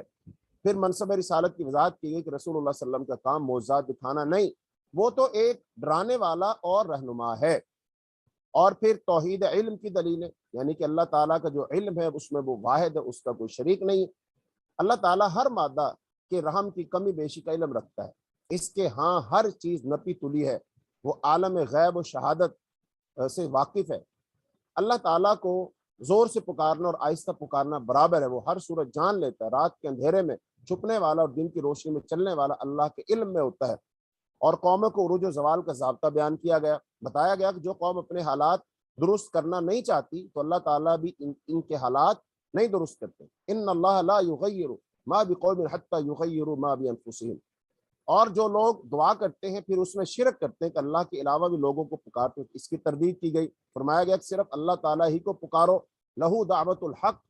توحید کی عقلی دلیلیں پیش کر کے ثابت کیا گیا کہ خالق اور مخلوق برابر نہیں ہو سکتے۔ مشرکین سے یہ چبھتا ہوا سوال کیا گیا، کیا جو شرکا تمہارے دیگر خداؤں نے اللہ کی طرح کوئی چیز بنائی ہے، انہوں نے کوئی چیز تخلیق کی ہے؟ تو ظاہر بات اس کا جواب ہے کہ انہوں نے کچھ تخلیق نہیں کیا۔ اور پھر حق و باطل یعنی توحید اور شرک کی وضاحت کے لیے ایک خوبصورت تمثیل بیان کی ہے، مثال بیان کی ہے کہ شرک کا جھاگ اڑ جاتا ہے اور لوگوں کے لیے فائدہ مند عقیدہ توحید دل میں اپنی جڑ پکڑ لیتا ہے۔ کذالک یضرب اللہ الحق والباطل فاما الذهب فاما الزبد فيذهب جفاء واما ما ينفع الناس فيمكث في الارض كذلك يضرب الله الامثال۔ حق کو قبول کرنے والوں کے لیے جنت اور باطل کا راستہ اختیار کرنے والوں کے لیے جہنم ہے، یہ بات سمجھائی گئی۔ اور پھر دوسرے حصے میں اہل توحید عقل مند صرف اور صرف اہل توحید ہیں اور بیوقوف اہل شرک، لہذا ان دونوں کے درمیان موازنہ کیا جائے۔ مومنین اہل حق، اہل توحید اور عقل مند اولو الالباب ہوتے ہیں، صاحب علم اور صاحب بصیرت ہوتے ہیں۔ ان کے برخلاف کافرین، اہل باطل، اہل شرک وہ بیوقوف ہوتے ہیں، علم سے بے بہرا اور اندھے ہوتے ہیں۔ تو مومنین کی پھر 10 صفات کا تذکرہ کیا گیا سورہ رعد کے اندر۔ نمبر 1، مومنین اللہ کے عہد کو پورا کرتے ہیں۔ نمبر 2، عہد شکنی اور میثاق شکنی کے جرم کے مرتکب نہیں ہوتے۔ نمبر 3، صلہ رحمی کرتے ہیں۔ نمبر 4، اللہ تعالیٰ سے ڈرتے ہیں۔ نمبر 5، آخرت کے برے حساب سے ڈرتے ہیں۔ نمبر 6، وہ صبر کرنے والے ہوتے ہیں۔ اور نمبر 7، محض اللہ تعالیٰ کی خوشنودی کے طلبگار ہوتے ہیں۔ اور نمبر 8، وہ نماز قائم کرتے ہیں۔ اور نمبر 9، وہ سخاوت کرتے ہیں، فیاض ہوتے ہیں، اللہ کی راہ میں چھپا کر اور اعلانیہ خرچ کرتے ہیں۔ اور نمبر 10، برائی کو بھلائی سے دفع کرتے ہیں، اور ان کے لیے آخرت کی نعمتیں ہیں۔ اور کافروں کی صفات، وہ بھی یہاں پر 10 ان کی بری صفات کا تذکرہ کیا گیا کہ وہ نمبر 1، وہ عہد توڑنے والے ہوتے ہیں، صلہ رحمی کی بجائے قطع رحمی کرتے ہیں، زمین پر فساد کرنے والے ہوتے ہیں، ان پر لعنت ہے اور ان کے لیے برا ٹھکانہ ہے۔ دنیا کی زندگی مگن رہتے ہیں، جبکہ آخرت کے مقابلے میں دنیا کی زندگی بہت تھوڑی ہے، اور حصی معجزات کا مطالبہ کرتے ہیں۔ اور نمبر 6، اللہ کی طرف انابت اختیار نہیں کرتے، اس لیے ہدایت سے محروم رہتے ہیں، اللہ کی طرف رجوع نہیں کرتے۔ اور نمبر 7، اللہ کو یاد نہیں کرتے۔ اور اس کے برخلاف عقل مند اہل ایمان کی مزید 2 صفات بیان کی گئی۔ فرمایا اللہ کو یاد کرتے ہیں اور سکون قلب پاتے ہیں۔ الا بذکر اللہ تطمئن القلوب، کہ اللہ کے ذکر سے دلوں کو سکون نصیب ہوتا ہے، اور نیک عمل کرتے ان کا انجام اچھا ہوگا۔ اس کے بعد تیسرے حصے میں جو بات بتائی گئی، سمجھائی گئی، وہ کیا ہے؟ وہ یہ کہ رسول اللہ صلی اللہ علیہ وسلم کو تسلی دی گئی کہ پچھلے رسولوں کی طرح آپ پر بھی وحی کی گئی ہے، پچھلی قوموں نے بھی رحمان کا انکار کیا، لیکن آپ توحید، توکل اور اس کی طرف لوٹنے کا اعلان کیجئے۔ اور مشرک کافروں کی ضد اور ہٹ دھرمی کا نقشہ کھینچا گیا کہ اگر ایسا قرآن نازل کیا جاتا جس سے پہاڑ چڑھنے لگتے، یا جس سے زمین پاش پاش ہو جاتی، یا ایسا قرآن نازل کیا جاتا جس کی وجہ سے مردے بولنے لگتے، تب بھی یہ ایمان لانے والے نہ تھے۔ یعنی جب وہ مطالبات کیا کرتے تھے نا کہ ہمیں یہ دکھاؤ، یہ دکھاؤ، اگر تم نے یہ کر دیا تو ہم ایمان لے آئیں گے، یہ کر دیا تو ایمان لے آئے گا، تو نبی صلی اللہ علیہ وسلم کے دل میں بعد دفعہ خواہش پیدا ہوتی تھی کہ ہاں ان کو ایسا کوئی معجزہ دکھائی دیا جائے تاکہ یہ لوگ ایمان لے آئیں۔ تو اللہ تعالیٰ نبی صلی اللہ علیہ وسلم سے فرما رہے ہیں کہ کچھ ہی کر کے دکھا دو، ایمان نہیں لائیں گے۔ تو پھر فرمایا اہل ایمان نزول قرآن پر خوش ہوتے ہیں، جب قرآن نازل ہوتا ہے تو ایمان والے خوش ہوتے ہیں، یفرحون بما انزل الیک، اور اہل کفر انکار کرتے ہیں۔ رسول اللہ صلی اللہ علیہ وسلم کو توحید پر قائم رہنے اور توحید کی تبلیغ کی ہدایت کی گئی ہے۔ رسول اللہ صلی اللہ علیہ وسلم کو کافروں کی خواہشات کی پیروی نہ کرنے کا حکم دیا گیا ہے، اور منصب رسالت کی وضاحت کی گئی ہے کہ تمام رسول انسان ہوتے ہیں، بیوی بچوں والے ہوتے ہیں۔ یہ بھی ایک بہت بڑا اعتراض تھا نا کہ بھئی تم کہتے ہو میں نبی اور رسول ہوں، بھئی نبی اور رسول اگر اللہ نے بنانا تھا پھر ہمارے جیسا انسان کیوں بنایا؟ پھر تو چاہیے تھا کسی فرشتے کو اللہ رسول بنا کر بھیجتے۔ یہ اس وقت کے لوگوں کا بھی سوال تھا، یعنی نبی صلی اللہ علیہ وسلم کے پر بھی اعتراض کیا گیا کہ آپ رسول نہیں ہو سکتے کیونکہ آپ انسان ہیں، تو انسان رسول نہیں ہو سکتا۔ اور یہی آپ سے جو پہلے لوگ تھے نا، انبیاء تھے، ان کے بارے میں ان کی قوموں نے کہا تم تو انسان ہو، ہماری طرح چلتے پھرتے ہو، کھاتے پیتے ہو، تمہارے بیوی بچے تمہاری ضروریات اور حاجات اور ضروریات ہیں، لہذا تم کیسے رسول ہو سکتے؟ یہی بات سمجھائی جا رہی ہے۔ اور آج بھی بہت سارے مسلمانوں کا یہ نظریہ ہے، ان کو غلط فہمی ہوئی پڑی ہے کہ رسول اللہ صلی اللہ علیہ وسلم انسان نہیں تھے، بشر نہیں تھے، بلکہ آپ تو نور تھے۔ یہ آج بھی غلط عقیدہ پایا جاتا ہے۔ تو لہذا کیا سمجھایا جا رہا رسول اللہ صلی اللہ علیہ وسلم کو کہ آپ ان کے منہ نہ لگے، آپ بھی رسول ہیں، آپ سے پہلے جو رسول گزرے آپ بھی انسان ہیں، وہ بھی انسان تھے، وہ بھی بشر ہی تھے۔ وَلَقَدْ أَرْسَلْنَا رُسُلًا مِّن قَبْلِكَ وَجَعَلْنَا لَهُمْ أَزْوَاجًا وَذُرِّيَّةً، کہ تم سے پہلے جو رسول تھے ان کی بیویاں بھی تھیں، ان کے بچے بھی تھے۔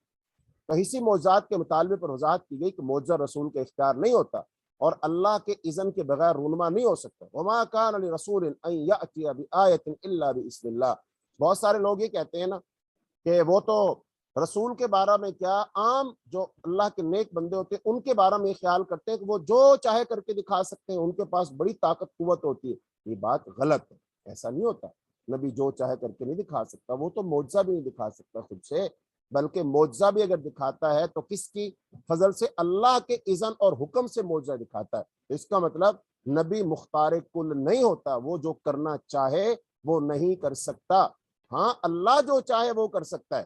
تو لہذا اللہ کے مقابلہ میں رسول اللہ صلی اللہ علیہ وسلم کی ذات کو نہیں لانا چاہیے.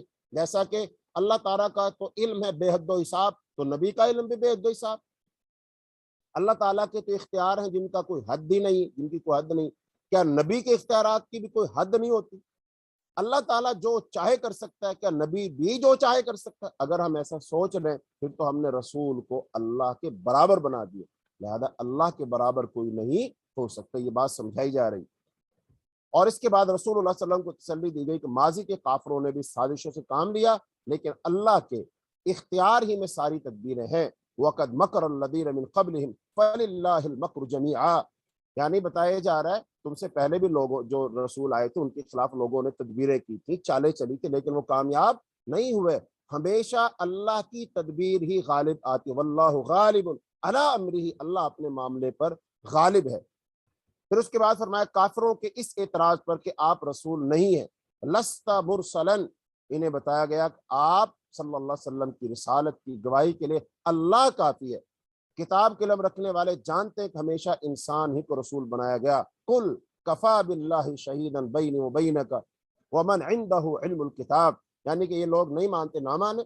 آپ رسول ہیں، اس کی گواہی کون دے رہا؟ اللہ گواہی دے رہا. تو اللہ کی گواہی کے ہوتے کسی اور کی گواہی کی ضرورت نہیں ہے. تو لہذا اس صورت کو جو مرکزی مضمون تھا وہ ثابت ہوا کہ رسول اللہ صلی اللہ علیہ وسلم اور قرآن کی دعوت توحید اور آخرت کو تسلیم کرنے والے عقل مند ہیں، اور منکرین توحید و آخرت سازشی بھی ہے اور بیوقوف بھی ہیں. اور یہی حق و باطل کی کشمکش ہے. دونوں کا کردار بھی مختلف ہے اور انجام بھی مختلف ہے. انسان کو رسالت محمد صلی اللہ علیہ وسلم پر سطحی اعتراضات سے بچ کر تاریخ رسالت اور منصب رسالت پر سنجیدگی سے غور کرنا چاہیے. اور جو شخص یہ غور و فکر کرے گا وہ کامیاب ہو جائے گا، وہ ہدایت پا جائے گا. آگے ہے سورہ ابراہیم. تو سورہ ابراہیم بھی یہ مکی صورت ہے اور اس کا زمانہ نزول بھی 11 سے 13 نبوی ہے، اور اس کے وسط میں نازل ہوئی. یہ وہ مکر یعنی سازش کا زمانہ تھا جب شہر مکہ سے رسول اللہ صلی اللہ علیہ وسلم کو نکالنے کے منصوبے بنائے جا رہے تھے. تو لہذا اس صورت کا مرکزی مضمون کیا ہے؟ قرآن کے انذار کی روشنی میں ایام اللہ سے عبرت حاصل کر کے کفر، ناشکری اور کفران نعمت کا رویہ ترک کرو، توحید اور شکر کا رویہ اختیار کرو. لفظ آیا ایام اللہ. تو ایام اللہ سے کیا مراد ہوتے؟ تاریخ، یعنی کہ قوموں کی جو تاریخ گزری ہے نا، قوموں کی تاریخ عروج و زوال. تو یہ اس طرف اشارہ ہے کہ اللہ تعالیٰ نے اس سے پہلے جو قومیں گزری ہیں ان میں کس کو فتح دی اور کس کو شکست دی، کون سی قوم کامیاب رہی اور کون سی قوم ناکام رہی. لہذا تمہیں تاریخ پر غور کر کے سبق حاصل کرنا چاہیے. اگر تم تاریخ پر غور کرو گے، سبق حاصل کرو گے، پھر تمہارا رویہ حضرت محمد صلی اللہ علیہ وسلم کے ساتھ ایسا نہیں ہوگا. کیوں کہ جو اللہ کے رسول آئے ان کو اللہ نے اور ان کے ماننے والوں کو اللہ نے ہمیشہ غالب کیا. تو لہذا اگر یہ مکے والے بھی اس بات پر غور کریں گے تو پھر یہ لامحالہ یہ آپ کی پیروی کریں گے، آپ کی اتباع کریں گے. کیوں؟ ہر شخص کامیاب ہونا چاہتا ہے. تو کامیابی صرف اور صرف رسول کی اتباع میں ہے. رسول سے ہٹ کر کوئی شخص کامیاب ہو ہی نہیں سکتا، اللہ تعالیٰ کی رضا حاصل ہی نہیں کر سکتا. تو لہذا اس صورت کو بھی 8 حصوں میں تقسیم کیا گیا ہے سمجھنے کے لیے. پہلا حصہ آیت نمبر 1 سے 4 تک ہے. اس میں تعارف قرآن ہے اور عربی زبان میں نزول قرآن کی حکمت کی وضاحت ہے. یعنی قرآنی آیات کے نزول کا مقصد لوگوں کو اندھیروں سے نکال کر اسلام اور توحید کے اجالوں میں لانا ہے. یعنی قرآن جو ہے یہ اندھیروں سے نکالتا ہے اور اجالوں کی طرف لاتا ہے. تو آج جو لوگ چاہتے ہیں کہ وہ اجالوں میں آ جائیں، اور یہ اجالا کہاں پیدا ہوتا ہے؟ اس سے مراد یہ نہیں ہے کہ رات کو اندھیرا تو جناب بلب کی طرح روشنی ہو جائے گی، یا دن کی طرح سورج سے جیسے روشنی ایسے ہو جائے گی. نہیں، یہ اجالا کہاں پیدا ہوگا؟ یہ انسان کے دل میں ہوگا. یہ انسان کی عقل کو جلا ہو جائے گی. عقل اس کی دماغ اس کا روشن اور منور ہو جائے گا. اس کے دل میں اللہ تعالیٰ نور بصیرت پیدا کر دے گا جس کے ساتھ وہ ہر چیز کو دیکھے گا، سمجھے گا، غور و فکر کرے گا. تو جس کو نور بصیرت حاصل ہو جائے نا، بھلے اس کے یہ آنکھیں نہ بھی ہوں تو اس کو نظر آتا ہے. اور اگر کسی کو نور بصیرت حاصل نہ ہو تو یہ آنکھیں دیکھتی بھی ہوں تو اس کو حق بات نظر نہیں آتی. جیسا کہ اللہ تعالیٰ نے قرآن پاک میں فرمایا ان کے دل ہیں سوچتے نہیں. ان کے کان ہیں سنتے نہیں، ان کی آنکھیں دیکھتی نہیں، اولئک کل انعام بل ہم اضل، یہ تو چوپایوں کی مانند ہیں بلکہ ان سے بھی گئے گزرے ہیں۔ اور ایک آیت میں اللہ نے فرمایا فإنها لا تعمى الابصار ولكن تعمى القلوب التي في الصدور، فرمایا یہ آنکھوں کے اندھے نہیں ہیں، یہ دل کے اندھے ہیں کہ جن کو نہ رسول کی رسالت نظر آ رہی، نہ رسول کے معجزات نظر آ رہے ہیں، نہ ان کو قوموں کی تاریخ سے کوئی سبق حاصل ہو رہا ہے۔ لہذا یہ سر کی آنکھوں کے اندھے نہیں، یہ دل کے اندھے ہیں۔ لہذا حضرت عبداللہ ابن ام مکتوم رضی اللہ تعالیٰ عنہ مدینہ منورہ میں تھے اور وہ نابینے صحابی ہیں، ان کو نظر نہیں آتا تھا، لیکن وہ رسول اللہ صلی اللہ علیہ وسلم پر ایمان لائے، اور اس بندے کو یہ فضیلت حاصل ہے کہ نبی صلی اللہ علیہ وسلم جب بھی مدینہ منورہ سے باہر جاتے تو اپنے مصلی کا امام اس آنکھوں کے اندھے نابینے صحابی حضرت عبداللہ ابن ام مکتوم کو بنا کر جاتے۔ تو کیا پتا چلا کہ حضرت عبداللہ ابن ام مکتوم کی صرف ان آنکھوں سے نظر نہیں آتا تھا، دل کی آنکھوں سے تو وہ رسول کی رسالت پر ایمان لائے تھے، وہ رسول اللہ صلی اللہ علیہ وسلم پر ایمان لائے تھے، اور انہوں نے پھر غزوات میں نبی صلی اللہ علیہ وسلم کے ساتھ جہاد کیا، اور پھر وہ ایک غزوے میں لڑتے ہوئے جھنڈا تھاما ہوا تھا انہوں نے، لہذا انہوں نے جھنڈا تھاما ہوا تھا اور اسی حالت میں انہیں شہید کر دیا گیا۔ تو اس نابینے صحابی نے دل کی بصیرت اور نور کے ساتھ نبی صلی اللہ علیہ وسلم کو دیکھا اور ہدایت پائی، اور وہ اللہ کی راہ میں اپنی جان دے کر کے سرخرو اور کامیاب ہو گیا۔ اب اس کے مقابلہ ابو جہل تھا، اس کو تو ساری باتیں نظر آتی تھی لیکن وہ ایمان نہیں لا سکا، اس کا مطلب اس کے دل میں اندھیرا تھا، اس کا دل اندھا تھا۔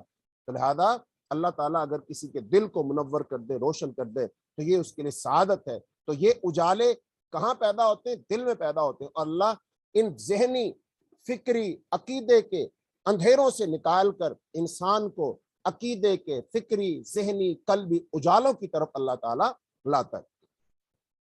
دعوت توحید دراصل دعوت شکر ہے۔ آخرت پر دنیا کو ترجیح دینے والوں کے لیے عذاب ہوگا۔ تمام رسولوں پر ان کی اپنی زبان یعنی عبرانی، آرامی، عربی میں وحی نازل کی گئی تاکہ وہ اپنی بات کھول کر اپنی قوم کو سمجھا سکیں، اسی لیے قرآن کو عربی مبین میں نازل کیا گیا۔ اس کے بعد دوسرا جو حصہ ہے اس سورت کا، اس میں ایام اللہ اور تاریخ موسیٰ سے کفر و شکر اور جزا و سزا پر استدلال کیا گیا۔ حضرت موسیٰ کو بھی یہی ہدایت دی گئی تھی کہ اپنی قوم بنی اسرائیل کو اندھیروں سے اسلام اور توحید کے اجالے میں لے آئیں اور ایام اللہ سے نصیحت حاصل کریں۔ انہوں نے اللہ کی تمام نعمتوں اور احسانات کو یاد رکھنے کی ہدایت کی، بالخصوص فرعون کے ظلم و ستم سے نجات کا احسان یاد دلایا۔ بنی اسرائیل کو بھی ایک اور اہم اور اصولی قاعدہ بتا دیا گیا کہ لوگ اگر شکر کا رویہ اختیار کریں گے تو انہیں بڑھایا جائے گا، اور اگر ناشکری کا رویہ اختیار کریں گے تو اللہ کا عذاب بہت سخت ہوگا۔ لئن شکرتم لازیدنکم، اگر تم شکر کرو گے تو اللہ اور زیادہ دے گا۔ تیسرے حصے میں شکر اور کفر کے درمیان کشمکش کی تاریخ بیان کی گئی ہے۔ رسولوں کے کردار کو اجاگر کیا گیا ہے کہ وہ اللہ تعالیٰ کا تعارف پیش کرتے ہیں اور توحید پر ایمان لانے کی دعوت دیتے ہیں۔ قوم نوح، عاد، سمود اور ان کے بعد کی قوموں نے بھی پیغام رسالت کا انکار کر کے دعوت کے بارے میں شکوک و شبہات کا اظہار کیا، پیغمبروں کو صرف اپنے جیسا انسان قرار دیا اور روایت پرستی کے اسیر رہے۔ ان حالات میں پیغمبروں نے اذیت اور تکلیفوں کے باوجود ثابت قدمی اور توکل کا مظاہرہ کیا۔ کافروں کی طرف سے رسولوں کو دھمکی دی گئی کہ تم لوگ ہمارے پرانے مذہب پر لوٹ آؤ ورنہ ہم تمہیں جلاوطن کر دیں گے۔ وقال الذین کفروا لرسلہم لنخرجنکم من ارضنا لتعودن فی ملتنا، کہ جس نظریے پر ہم ہیں، جس روش پر ہم ہیں، جو تہذیب ثقافت ہم اپنائیں، تم بھی وہی اپناؤ وگرنہ ہم تمہیں یہاں سے نکال دیں گے۔ تم نئی بات کر رہے ہو، آ کر تم تو ہمارے خلاف، ہمارے باپ دادا کے خلاف، ہمارے باپ دادا کے دین کے خلاف بات کر رہے ہو، لہٰذا جو یہ بات کر کے نکال دیں گے۔ یہی رویہ آج بھی لوگ اپناتے ہیں۔ ان کو قرآن سمجھاؤ، حدیث سمجھاؤ، انہیں صحیح توحید سمجھاؤ، سنت کی دعوت دو اور بتاؤ یہ سنت ہے، یہ بدعت ہے، لہذا بدعت کو چھوڑ دو، یہ توحید ہے، یہ شرک ہے، یہ کام مت کرو۔ اور لوگ آج بھی یہی کہتے ہیں واہ یہ بات تو آج تک ہم نے سنی نہیں، اس کا مطلب ہم بھی غلط ہیں، ہمارے باپ دادا بھی غلط ہیں، سارے لوگ غلط ہیں، تم صرف صحیح آگے ہو۔ اس کا مطلب یہ رویہ آج بھی پایا جاتا ہے۔ اللہ تعالیٰ ہمیں اس سے محفوظ رکھے۔ پھر فرمایا اس موقع پر اللہ تعالیٰ رسولوں کو تسلی دی کہ ہم ظالموں کو ہلاک کر دیں گے اور زمین پر دوسرے جانشین پیدا کریں گے۔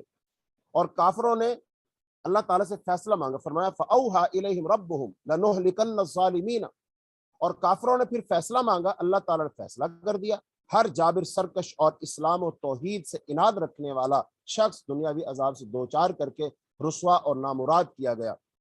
اس کے بعد آیت نمبر 18 سے آیت نمبر 23 میں شکر نہ کرنے والے کافر لیڈروں اور ان کے کمزور پیروکاروں کو خبردار کیا گیا کہ ہر دو کو اپنی اپنی فکر کرنی چاہیے، لیڈروں کو اپنی، کمزوروں کو اپنی۔ مغرور اور گھمنڈی آقاؤں کے لیے اور کمزور طبقات سے تعلق رکھنے والے ان کے پیروکاروں کے لیے ضعفاء کی اصطلاح استعمال کی گئی۔ ابلیس بھی ایک ایسا لیڈر ہے جو انسانوں کو بہکاتا ہے، لیکن روز قیامت کافر لیڈروں کی طرح آنکھیں پھیر لے گا۔ کافروں کے اعمال کو ایک ایسے راکھ سے تشبیہ دی گئی جس پر تیز آندھی چل گئی اور ان کے سارے اعمال ضائع ہو گئے۔ کافروں کو دھمکی دی گئی ہے کہ اللہ تعالیٰ انہیں مٹا کر کسی دوسری قوم کو یہاں پر آباد کر دے گا، بسانے کا اختیار رکھتا ہے۔ کافر لیڈروں اور ان کے پیروکاروں کے طرز عمل پر تنقید کرتے ہوئے بتایا گیا کہ دونوں عذاب سے دوچار ہو کر رہیں گے۔ لیڈروں اور عوام کے درمیان روز قیامت پیش آنے والے مکالمے کو نقل کیا گیا۔ اس دن وہ ایسے بے بس ہوں گے کہ اپنے پیروکاروں کو عذاب سے نجات دلانا تو درکنار، خود عذاب سے دوچار ہوں گے اور اپنے آپ کو عذاب سے نہیں بچا سکیں گے۔ یہی معاملہ روز قیامت ابلیس اور اس کے پیروکاروں کے درمیان ہوگا۔ ابلیس اپنے پیروکاروں سے کہے گا مجھے ملامت مت کرو بلکہ خود اپنے آپ کو ملامت کرو، فلا تلومونی ولوموا انفسکم، تم لوگوں نے کیوں میری پیروی کی؟ ایسے ظالموں کے لیے دردناک عذاب ہوگا اور ایمان لا کر نیک عمل کرنے والے سلامتی کے ساتھ جنت میں داخل کیے جائیں گے۔ اس کے بعد آیت نمبر 24 سے آیت نمبر 27 میں وہ کلمہ طیبہ اور کلمہ خبیثہ کی تشبیہ دی گئی ہے، اس کو ایک درخت کے ساتھ تشبیہ دی گئی ہے۔ قرآن اور صحیح احادیث پر مشتمل ہر بات کلمہ طیبہ ہے اور قرآن و سنت کے خلاف ہر بات کلمہ خبیثہ ہے۔ توحید کا اقرار بھی کلمہ طیبہ ہے جو انسانی فطرت کے عین مطابق ہے۔ توحید کی دعوت انسان کی قلب و روح میں مضبوط جڑیں رکھتی ہے۔ ایمان میں اضافے کے ساتھ ساتھ یہ جڑیں دل کی گہرائی میں اور مضبوط ہوتی جاتی ہے۔ یہ قلب و روح کی زمین سے ہی ایمانی غذا حاصل کرتی ہیں۔ جڑوں کے ساتھ ساتھ زمین کی بالائی سطح پر بھی درخت بڑھتا رہتا ہے، لوگوں کو سایہ فراہم کرتا ہے اور انہیں پھلوں سے نوازتا ہے۔ یہ ایک مضبوط اور توانا درخت ہے، اس کا تعلق اللہ سے بھی مضبوط ہوتا ہے، یہ انسانیت کے لیے فائدہ بخش ہے۔ اس کے برخلاف کلمہ خبیثہ ایک ایسا درخت ہے جس کی جڑیں دل کی زمین میں گہری نہیں ہوتی، اس کا تعلق اللہ سے بھی کمزور ہوتا ہے اور یہ برگ و بار بھی نہیں لاتا، انسانیت کے لیے نفع بخش بھی نہیں ہوتا۔ اور اہل ایمان کلمہ طیبہ کے قول ثابت پر پورے شرح صدر اور دل جمی کے ساتھ ثابت قدم رہتے ہیں۔